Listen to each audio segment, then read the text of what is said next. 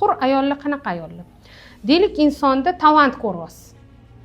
Talantli vrach bo'lishi mumkin. Mana shunaqa ayollarni taniyman, mushina olib kirib, anesteziya berib, uxlatib, kesib, ichini ko'rib, nimasi qattaligini yana qaytib tikib qo'yapti. Прирожденный xirurg.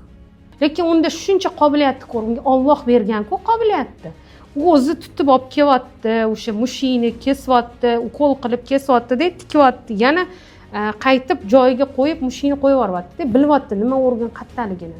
Mini operatsiyalar qilyapti-da. Va unga uyda o'tirish deyish bu menimcha, meni fikrim bo'yicha jamiyatga qilingan xiyonat deb o'ylayman. Uyda o'tiradigan ayollar ham bor.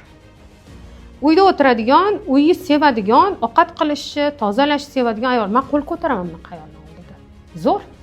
Ular o'zini talanti, o'sha imенно o'shanda talant. Nima ko'rsa, bitta ko'rsa keladi, qiladi, zo'r chiqadi.